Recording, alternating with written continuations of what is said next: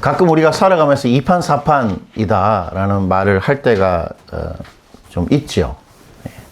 만약 그 말을 우리가 농담으로 한 것이 아니라면 그때의 상황은 그냥 평범한 상황이 아니고 사생결단의 어떤 상황이라 할 수 있습니다. 여러분, 이판사판이라는 말이 무슨 말이죠? 그 사전에 찾아보면 이렇게 이판사판을 정의하고 있는데요. 뾰족한 방법이 없어 막다른 데 이르러 어찌할 수 없게 된 지경이나 상황. 이제 더 이상 내가 어찌할 수 없다라는 그런 어떤 상황에 직면하는 것이죠. 그런데 여러분, 이판사판의 이 유래는 조선 초기로 거슬러 올라갑니다. 조선 초기에 이 말이 생겼던 것인데요. 여러분, 조선을 세운 중심 세력들은 누구입니까?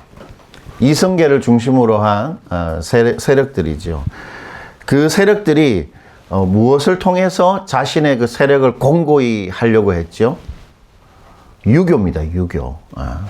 불교를 억제하는 정책을 펴기 시작해요. 왜냐하면 불교가 고려 말기에 기득권층에 뭐였습니까? 고려 말기 기득권층의 신앙적인 그리고 종교적인 울타리 역할을 했기 때문에 그 이성계를 중심으로 한 사람들은 이 울타리부터 제거해야 했던 것입니다. 그래서 우리가 국사 시간에 조선 초기의 정책 중 하나가 숭유, 억불 정책이다, 이렇게 우리가 암기를 했었죠. 그래서 모든 절의 특혜가 조선 초기에 철회되게 됩니다. 사찰이 빼앗기고 땅을 몰수당하고 면세특권, 세금 내는 그 특권이 해소되는 것이죠. 이에 불교는 두 가지 문제에 직면할 수밖에 없었어요. 하나는 살아가야 되잖아요. 사찰을 유지하고 그리고 살아가기 위해서 재정이 필요했죠. 재정. 돈이 필요했던 것입니다. 그리고 동시에 이제 불교가 어떻게 됐습니까? 사양길로 접어들었잖아요. 정부에서 불교를 억제하는 정책을 펴니까. 그래서 그 사양길로 몰린 불교의 정신을 계속 개성해야 했던 것입니다. 그래서 당시에 불교 성직자들은 경제적인 문제, 돈을 버는데 힘쓰는 스님하고, 그 다음에 불교의 정신을 계속 공부하고 도를 닦는 스님으로 나누게 됩니다. 그래서 돈을 버는 사람을 어떻게 불렀냐? 사판. 일사자를 써서 사판이다, 이렇게 했습니다. 그래서 이 사람들이 뭘 했냐면 시주를 하는 스님들은 돌아다니면서 시주를 하고, 그 다음에 기름을 만듭니다. 기름을 짜고, 그 다음에 종이도 만들고 신발도 만드는 그런 일들에 종사하게 됩니다. 사판승이죠. 그리고 불교의 교리와 정신을 계속 연구하는 사람을 뭐라고 불렀겠습니까? 이판이라고 불렀습니다. 이렇게 막다른 데 이르러서 불교가 어찌할 수 없게 되자 스님을 이판과 사판으로 나눈 데서 이판사판이라는 말이 유래하게 된 것입니다. 그런 점에서 여러분, 조선 초기 불교를 살려낸 것은 누구의 역할이죠? 사판의 역할이라 할 수 있는데, 그러나 자세히 우리가 들여다보면 실은 조선 초기 불교를 살려낸 것은 이판이었습니다. 왜 그럴까요? 불교의 신앙을 살아있게 하는 것은 사찰이 아니기 때문입니다. 불교의 신앙을 살아있게 하는 게 뭐죠? 불교의 정신, 바로 부처의 도이기 때문이지요. 만약 당시 불교가 사판의 일에만 올인했다면 불교는 채 50년도 못 돼요. 조선 땅에서 흔적도 없이 사라졌을 것입니다. 사람들은 불교와 절을 통해 뭐를 찾고 싶어 합니까? 인생의 의미를 찾고 평화를 찾고 또 구원을 얻기를 원하는 거죠. 그것이 불교의 존재의 이유입니다. 사판만 많은 불교는 더 이상 사람들에게 별로 의미가 없는 것이죠. 우리가 여기서 배우게 되는 귀한 교훈이 있습니다. 그것은 우리도 이판이 되어야 한다는 것입니다. 우리도 하나님의 이판승들이 되어야 한다는 것이죠. 우리의 신앙이 그 신적 생명력을 유지하려면 우리가 단지 주일날 교회 와서 예배드리는 사람이 아니라 일주일 동안 삶을 살아가면서 정말 우리 신앙이 우리 인생의 결정적인 역할을 하려면 우리한테 이판의 시간들이 필요합니다. 이판이 되는 시간들. 그러니까 우리 삶 속에 또 우리 인격이 정말 하나님이 바라시는 것으로 바뀌려면 반드시 우리가 이판이 되는 시간들이 필요한 것이죠. 뭐 이런 것입니다. 자신의 그 어떤 대소사보다 나의 어떤 직업이나 일보다 하나님을 만나는 것을 더 소중히 여기는 거죠.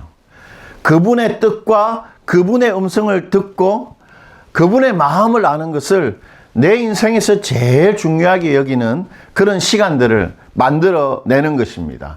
그래야 우리가 하나님 앞에 변화되고 생명력 있는 참된 신앙이 됩니다. 그런 이판의 시간들이 있어야지 우리가 믿는 진리가 우리 삶 가운데 역사하는 것입니다.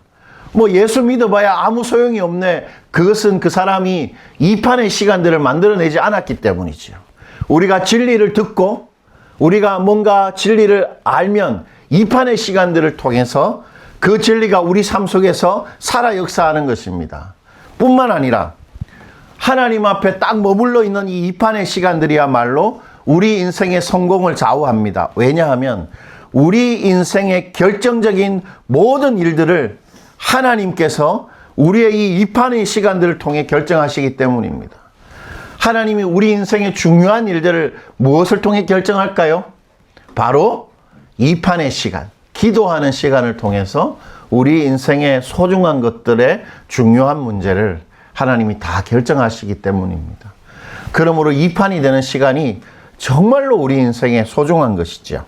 오늘부터 우리는 3번에 걸쳐서 이 다니엘 9장에 이 다니엘이 기도한 내용을 살펴볼 것입니다. 이 9장을 통해서 참된 하나님의 이판이 되는 길을 우리는 찾을 수 있을 텐데요.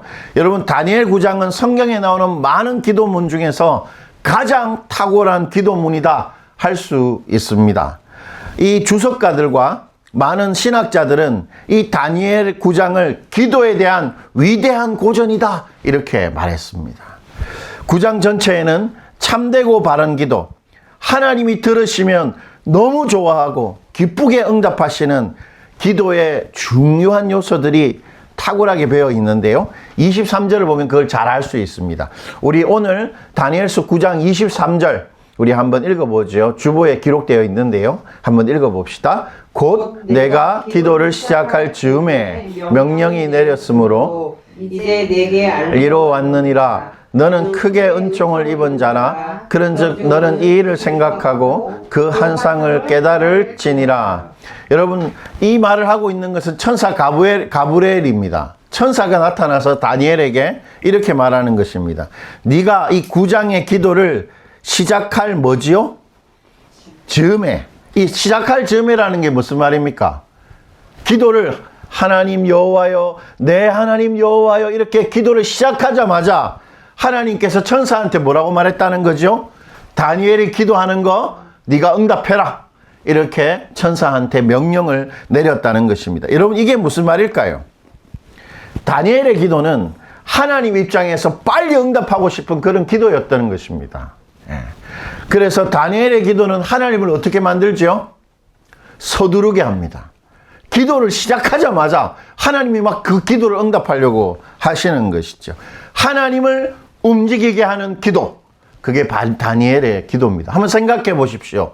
그 전능하시고 그 위대하신 하나님을 움직인다 한 사람의 기도가, 다니엘의 기도가 그러했던 것입니다. 또한 다니엘의 기도는 이 천사 가브리엘이 다니엘을 보고 뭐라 그럽니까? 너는 크게 뭘 입은 자라고요?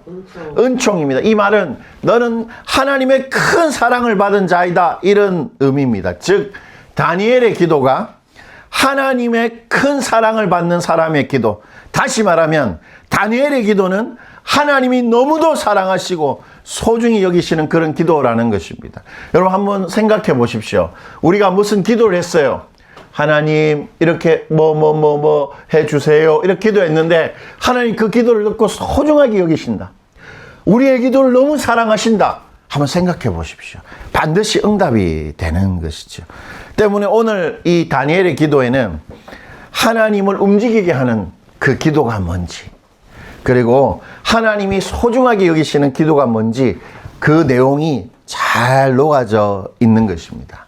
우리 3가지로 나눠서 오늘 기도의 시작, 어떻게 다니엘이 기도를 시작하고 있는가 그걸 살펴볼 텐데요. 첫 번째는 오늘 다니엘의 기도는 말씀의 깨달음으로부터 시작하고 있습니다. 말씀의 깨달음부터. 1절과 2절인데요. 우리 1절과 2절, 오늘 본문 9장 1절과 2절을 다 같이 크게 한번 읽어봅시다. 메대 족속 아수레로의 아들 다리오가 갈대아 나라 왕으로 세움을 받던 첫 해 곧 그 통치 원년에 나 다니엘이 책을 통해 여호와께서 말씀으로 선지자 예레미야에게 알려주신 그 연수를 깨달았나니 곧 예루살렘의 황폐함이 70년 만에 그치리라 하신 것이니라. 여러분 쭉 읽어보니까 뭐 무슨 말인지 정확하게 와닿지는 않죠. 그러니까 다리오가 페르시아의 이 새로운 왕국의 왕이 된 통치 원년 1년째 다니엘이 이렇게 뭔가 글을 읽었다는 거예요. 예레미야 선지자의 글을 읽었는데 여러분 이때는 어느 때냐면 다니엘이 바벨론의 포로로 끌려간 지 70년째 되는 것입니다. 여기서 잠시 역사를 말씀드리면 이런 것이에요. 이스라엘 백성이 바벨론에 의해서 완전히 패망합니다. 그때 바벨론이 이스라엘 사람들을 끌고 가서 그 이스라엘 인원 중에 똑똑한 사람들 있잖아요. 아주 영특하고 어린데 그 똑똑한 사람들을 딱 데려와서 자신의 그 정치적으로 도움이 되는 그런 사람으로 인재를 양성합니다. 그때 다니엘이 끌려간 거예요. 청소년기 때. 그리고 70년이 지난 것입니다. 지금 시점이. 70년이나. 그때 다니엘이 성경을 읽고 묵상하다가 중요한 사실을 발견하는데 이스라엘의 포로기가 몇 년 만에 끝난다고요? 70년이면 끝이 난다. 그걸 발견한 거예요. 하나님이 예레미야 선지자를 통해서 너희가 70년 동안 바벨론의 포로로 있을 것이라는 사실을 성경을 읽다가 발견하게 됩니다. 그 성경이 바로 예레미야 25장 11절과 12절입니다. 우리 한번 읽어볼게요. 다니엘이 읽었던 그때 그 성경. 이 모든 땅이 폐허가 되어 놀랄 일이 될 것이며 이 민족들은 70년 동안 바벨론의 왕을 섬기리라. 여호와의 말씀이니라. 70년이 끝나면 내가 바벨론의 왕과 그 나라와 갈대인의 땅을 그 제약으로 말미암아 벌하여 영원히 폐허가 되게 하되. 여러분 지금 어떤 시점이냐면 바벨론이 이 다리오 왕한테 패망한 시점입니다. 그러면 이제 70년이 얼마나 남았을까요? 네, 몇 년 안 남은 것이죠. 이제 이스라엘의 죄에 대한 하나님의 진노가 끝이 납니다. 그리고 이스라엘이 어떻게 되죠? 그야 독립하게 됩니다. 독립. 페르시아로부터 다 바벨론으로부터 독립하게 되는 것이죠. 그런데 여러분, 하나님의 말씀을 그렇게 깨닫자마자 다니엘이 하고 있는 게 뭡니까? 말씀을 깨닫자마자 가만히 기뻐하는 게 아니고 기도하는 것입니다. 기도. 3절 한번 보시죠. 오늘 본문 3절입니다. 우리 한번 읽어볼게요. 내가 금식하며 베옷을 입고 죄를 덮어쓰고 주 하나님께 기도하며 간구하기를 결심하고. 여러분 다니엘 하면 뭐를 잘 보는 사람이죠? 다니엘 하면. 다니엘서의 거의 대부분은 뭐로 이루어져 있냐면 환상으로 이루어져 있습니다. 하나님이 다니엘한테 뭘 잘 보여주셨습니까? 환상을 많이 보여주셨죠. 최근에 어떤 환상을 보여주셨냐면 두 뿔 가진 수양이 바벨론을 쳐부수는 환상을 보여주셨어요. 이 두 뿔 가진 수양이 뭐냐면 수양의 뿔을 보니까 하나는 짧아요. 그리고 하나는 깁니다. 그 환상을 보여주셨어요. 짧은 뿔은 뭘 상징하냐면 바로 메대를 상징하고 긴 뿔은 그 당시에 바사라는 나라를 상징합니다. 그런데 이 뿔이 수양 하나에 딱 달려있죠. 이게 무슨 의미입니까? 무슨 의미일까요? 짧은 메대와 긴 바사가 한 마리 수양에게 달려있다 뿔이 뭐죠? 연합한다는 겁니다. 연합군. 바로 메대와 바사 연합군에 의해서 누가 멸망당합니까? 바벨론이 역사적으로 멸망을 당하는 것이에요. 그 환상을 하나님이 보여주셨어요. 그리고 실제로 어떤 일이 일어났습니까? 바사와 메대 연합군이 바벨론을 패망시키는 것을 보여준 것이죠. 그런데 여러분 이 짧고 길고 왜 그럴까요? 나중에 이 긴 뿔이 짧은 뿔을 통합시킵니다. 바사가 메대를 통합시켜서 어떤 나라가 되냐면 우리가 잘 아는 페르시아가 됩니다. 페르시아. 페르시아가 탄생하는 거예요.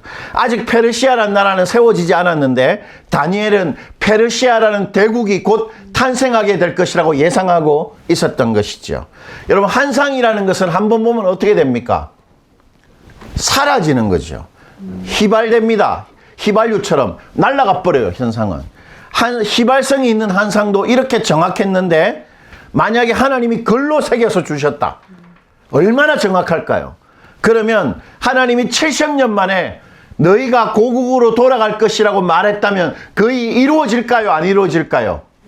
환상도 이루어졌는데 글로 새긴 말씀은 반드시 이루어지는 것이지요. 그런데 다니엘은 그것을 위해서 기도합니다. 기도 안 해도 이루어질 수 있는데, 그런데 어떻게 기도하냐면 굵은 베옷을 입고 재를 뒤집어 씁니다. 이게 무슨 말입니까? 매달리는 거예요. 하나님, 70년이 다 되어 갑니다. 꼭 저희를 풀어주십시오. 라고 간절히 기도하는 것입니다. 여러분, 왜 다니엘이 기도할까요? 하나님의 말씀이 틀림없이 이루어질 텐데 70년이 다 되면 기도 안 해도 하나님께서 이스라엘 백성을 독립시켜 줄 건데 왜 다니엘이 기도를 할까요? 그것은 다니엘이 하나님의 약속의 특징을 너무도 잘 알고 있었기 때문입니다. 다니엘은 이것을 알았습니다. 하나님의 말씀은 그 말씀의 성취를 위해 간절히 기도하는 사람들에게만 경험되어진다는 사실을 잘 알았던 것입니다. 여기에 여러분 저를 한번 보십시오. 여기에 얼마나 많은 하나님의 약속이 있습니까?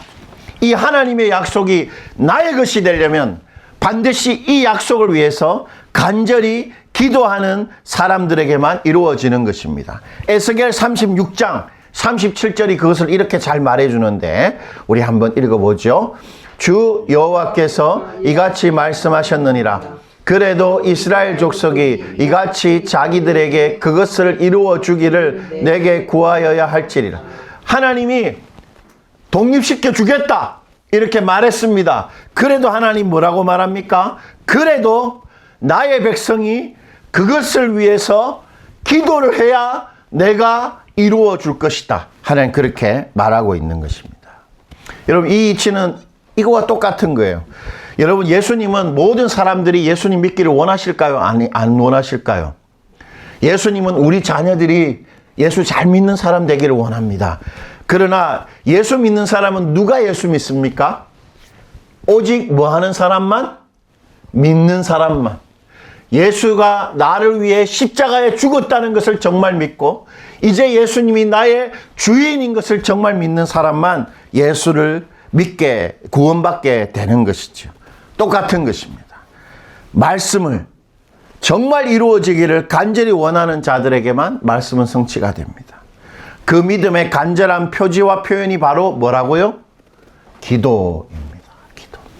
때문에 말씀을 깨닫는 자가 참되게 기도할 수 있습니다. 그리고 기도하는 사람이 하나님의 말씀을 자신의 것으로 경험하는 것이죠. 그러므로 여러분, 기도하시려면 뭐가 필요할까요? 말씀을 먼저 읽는 것도 중요하고 또 내가 기억하고 있는 말씀 있잖아요. 주중에 하나님이 나한테 은혜 주신 말씀을 가지고 기도해야 합니다. 하나님, 겸손한 자에게 복 주신다고 하셨지요. 제 마음에 겸손함을 주십시오. 하나님, 저에게 복을 주시옵소서. 하나님, 약속을 지켜주시옵소서. 이렇게 내가 알고 있는 하나님의 말씀을 가지고 그것을 간절히 다니엘처럼 붙들 때 우리의 기도가 어떻게 될까요? 힘 있는 기도가 됩니다. 말씀에 대한 확신이 더 커지고 하나님의 말씀이 다니엘처럼 나의 것이 되는 것입니다. 이처럼 기도의 시작은 말씀의 깨달음과 그 말씀을 향한 간절함으로부터 시작되는 것이죠. 자, 두 번째, 다니엘은 그 말씀의 성취를 위해 아주 특이한 표현을 사용하는데 결심했다 라는 표현을 사용합니다. 3절인데 우리 오늘 본문 3절 다시 한번 읽어볼게요. 내가 금식하며 베옷을 입고 죄를 덮어쓰고 주 하나님께 기도하며 간구하기를 뭐하지요? 결심했다는 것입니다. 여러분, 결심하는 게 뭐죠? 뭡니까? 딱 마음을 먹는데 이 결심하다는 단어가 아주 특이합니다. 결심하다는 이 구약 성경의 단어는 주다 그리고 얼굴이 합쳐진 단어입니다. 그러니까 무슨 말입니까? 뭘 주는 거죠? 내 얼굴을 주는 것입니다. 누구한테 줍니까? 내 얼굴을. 기도할 때. 하나님한테 주는 것입니다. 그 하나님한테 나의 얼굴을 준다는 말을 이 결심하다라는 말로 의역한 것입니다. 하나님께 자신의 얼굴을 주었다는 건데 그게 무슨 말일까요? 하나님한테 자신의 얼굴을 딱 고정시켰다는 것입니다. 뭐죠 이거? 하나님을 찾아봤다? 예, 제가 집사님 얼굴만 계속 쳐다보면서 집사님 돈 좀 빌려주세요 라고 계속 하는 거와 같은 것입니다. 누구한테 찾아가서 얼굴 보면서 이거 좀 해주세요 라고 하는 거와 같은 거예요. 무슨 말이죠? 하나님한테 매달렸다는 것입니다. 하나님만 주목하고 하나님만 기대하고 하나님께만 집중했다는 것이에요. 그게 다니엘의 기도의 시작입니다. 결심, 얼굴을 하나님한테 주는 겁니다. 하나님한테 내 얼굴을 딱 고정시키는 것입니다. 간절히 매달리는 것이죠. 여러분, 그런데 여러분, 하나님한테 얼굴을 딱 고정시키고 다니엘이 했던 기도 제목이 뭡니까? 뭐죠? 나의 백성들, 나의 이 사람들을 어떻게 독립시켜 달라는 거잖아요. 하나님한테. 근데 여러분, 다니엘은 지금의 이 문제를 해결하기 위해서 기도하지 않아도 되는 사람입니다. 왜냐하면 다니엘은 지금 제국의 제2인자예요. 총리 대신입니다. 다니엘은. 다리오 왕이 다니엘을 얼마나 사랑했냐면 한 번 이런 일이 있었습니다. 이 다니엘이 하도 왕의 총애를 받으니까 뭐 하는 사람들이 생겼을까요? 시기. 그렇죠. 시기하는 사람이 생겨서 이 사람을 제거하고 싶었습니다. 다니엘을. 그래서 생각해 보니까 이 다니엘이 하나님만 섬기는 신앙을 가지고 있었잖아요. 그러면 다른 우상을 섬기지 않을 것인 줄 알고 이 신하들이 다니엘을 제거하려고 어떤 왕한테 어떤 이야기를 했냐면, 왕이요, 왕의 신상을 만들어서 왕의 신상에 전하게 해서 왕권을 더 강하게 하시옵소서, 그렇게 했던 것이죠. 그래서 신상에 절하지 않은 사람은 사자굴에 넣어서 죽이십시오. 그러니까 왕이 좋다 이렇게 말했는데 다니엘이 어떻게 했을까요? 절 안 했습니다. 그래서 어떻게 됐죠? 사자굴에 들어가게 됐어요. 근데 왕은 그걸 원하지 않았어요. 다니엘이 사자굴에 들어가는 거. 왕이 밤새도록 잠을 못 잡니다. 다니엘 사자굴을 놓고는. 그리고 막 울면서 찾아와서 다니엘 살아있느냐 이렇게 하는 것이에요. 왕은 다니엘을 너무도 사랑했어요. 예. 다니엘이 사자굴에 들어가서 어떻게 됐을까요? 안 죽었고 살았습니다. 마치 강아지가 다니엘 앞에 있는 것처럼 사자들이 다 다니엘 앞에 있었던 거죠. 여러분, 그처럼 이 다리오 왕은 다니엘을 어떻게 했습니까? 어떻게 했죠? 총애했습니다. 그러면 여러분 같으면 어떻게 했을까요? 나를 너무 사랑해요. 제국의 제1인자가. 절대 권력을 가진 사람. 우리 이스라엘 백성들이 나의 백성인데 돌아가게 좀 해주세요 라고 말하면 될까요? 안 될까요? 되지요. 자기 정치력을 사용하면 되는 것입니다. 그런데 뭐 하고 있습니까? 다니엘은 하나님한테만 기도하고 있습니다. 왜 그럴까요? 그것은 하나님에게만 진정한 해결책이 있기 때문입니다. 하나님한테만 진짜 구원이 있기 때문이에요. 하나님이 해결해주고 하나님이 시작하는 일이 아닌 이상 이스라엘이 예루살렘에 돌아가 봐야 아무런 의미가 없는 거예요. 하나님이 움직이지 않는 이상 우리에게 진짜 문제는 해결되지 않습니다. 예를 들어서 우리가 돈으로 우리 문제를 해결하고 인맥으로 우리 문제를 해결해도 그건 정말로 그 문제가 해결되지 않을 거예요. 하나님만이 우리 인생의 모든 문제를 해결할 수 있는 것입니다. 그래서 시편 기자가 62절 2편 5절에서 이렇게 말하는데 우리 이것도 한번 읽어볼게요. 나의 영혼아 잠잠히 하나님만 바라라. 무릇 나의 소망이 오직 그로부터 나오는도다. 나의 영혼이 잠잠히 하나님을 바라는 게 뭡니까? 그래, 침묵하고 있는 거 하나님 앞에. 왜 그렇게 하고 있죠? 나의 구원이 오직 뭐로부터 나오기 때문에? 그로부터 나오기 때문입니다. 하나님만이 나의 해결자입니다. 돈 아닙니다. 돈도 물론 우리의 많은 것들을 해결해 줄 수 있죠. 그러나 그것이 진정한 해결책이 아닙니다. 하나님이 주시는 돈이어야 합니다. 하나님이 하시는 답이어야 합니다. 그래야 진짜 해결할 수 있는 것이죠. 때문에 기도는 다른 것이 아니고 하나님에 대한 결심으로 시작됩니다. 하나님한테 매달리는 것으로 기도는 문이 열리기 시작하는 것이지요. 하나님은 그렇게 당신에게만 매달리는 자들에게 선하신 분이신데요. 에레미야 예가 3장 25절에 그것을 이렇게 말합니다. 한번 읽어볼게요. 기다리는 자들에게나 구하는 영혼들에게 여호와는 선하시도다. 기다리는 자들, 구하는 영혼, 하나님 앞에 얼굴을 갖다 내미는 사람, 하나님 앞에 자신의 얼굴을 고정시키고 하나님만 간절히 기대하는 사람을 하나님은 어떻게 하신다고요? 선하게 대합니다. 가장 좋은 것으로 응답하시는 것이죠. 그러므로 우리 결심합시다. 시간이 필요합니다. 기도할 결심, 기도할 시간이 필요한 거예요. 여러분 기도해야 합니다. 10분이라도 하루에 기도해야 합니다. 저희들은 아내랑 아침에 어떻게 했든지 일어나서 1시간 정도 같이 기도하려고 예를 쓰고 있는데요. 그 시간들을 통해서 정말로 하늘의 문이 열리는 것입니다. 얼굴을 그분 앞에 딱 고정시키는 시간, 그 시간이 반드시 필요한 것이지요. 마지막 세 번째, 다니엘의 기도는 하나님을 부르는 것으로 시작하고 있는데요. 여러분 4절입니다. 4절 우리 4절 읽어볼게요. 내 하나님 여호와께 기도하며 자복하여 이르기를 크시고 두려워할 주 하나님, 주를 사랑하고 주의 계명을 지키는 자를 위하여 언약을 지키시고 그에게 인자를 베푸시는 이시여. 다니엘이 하나님을 어떻게 부릅니까?